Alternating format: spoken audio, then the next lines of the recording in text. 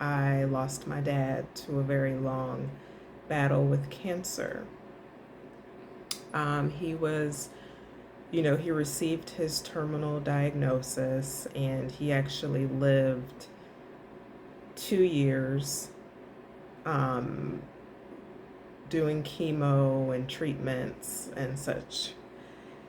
And during that process, it was very stressful and very taxing. And I bring that up because I just remember during this time, I felt so empty. I felt empty because I was losing my dad, who was also a best friend to me, a role model, so many things. And I really needed support from my spouse. I really did. And he could not provide the level of support that I needed. And obviously, I made excuses at that time because even though my father was still physically present, he wasn't emotionally present at times. He wasn't mentally present. He wasn't spiritually present. So I feel like the grieving process started well beyond when he actually physically died. And I made excuses for my spouse because I knew grieving was such a challenging process, right? Like, if you've never been through it before, you really don't know how to offer support to the other person. And I just made, excuses, just saying, okay, well, he doesn't know what to do. He doesn't know what to say. He doesn't know how to be there for me.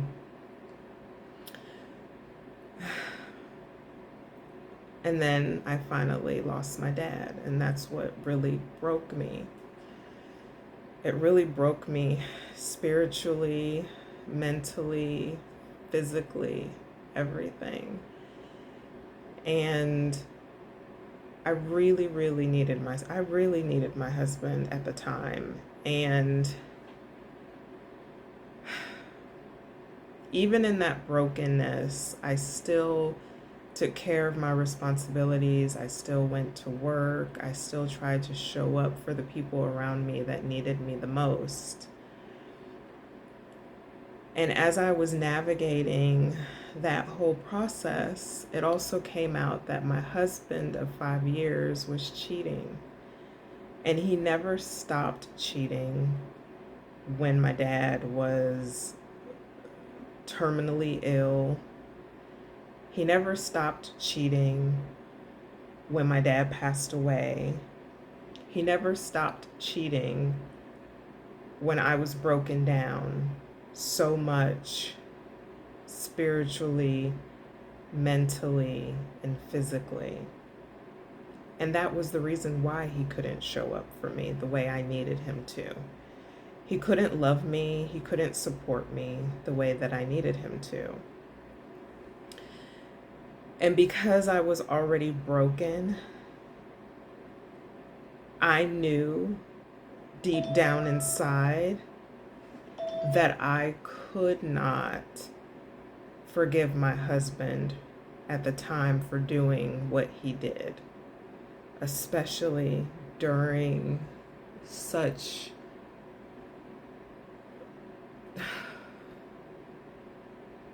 an emotionally draining time. Like,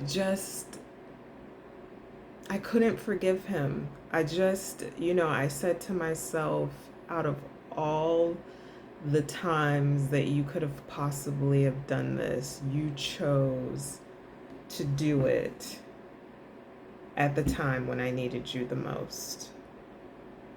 So I decided to walk away and never look back. And it has been one of the best decisions that I have made in my entire life. And the reason being is because I feel like I needed that in order to come home to myself. I needed that in order to start loving myself the way that I deserved to be loved, I needed that in order to start prioritizing myself and showing up for myself in ways that I was showing up for other people. And that whole experience made me look at life completely differently, because life is so precious, right? With losing my dad, I know that now. And it's like you have to live every moment filled with the things that you want in your life, the things that you are passionate about, the things that you love. And you have no time to waste on people that cannot show up for you the way that you deserve them to show up. You have no time to waste on people that cannot love you and cannot support you the way that you love and support others. And in knowing all of this, I live in such a different way. Like, my life is completely fulfilled with the things that I want to do, right? Like, I don't feel empty. I'm filled with love. I'm filled with passion, and every day I live in a way that's very inspiring to me. And I don't feel weighed down by other people's stuff. And that was one thing that I kind of felt, in my marriage, is I was feeling, so weighed down. And I don't know if it was because of the cheating I was picking up on spiritually, or it was just not in alignment with me or where I was going. And I'll never fully be able to answer that question, which is fine. But I know who I am. And I encourage anyone who's going through anything similar, just take a look at your life. And you know what it looks like if you stay or if you stick around. But think about the possibilities for your life if you were to make some changes.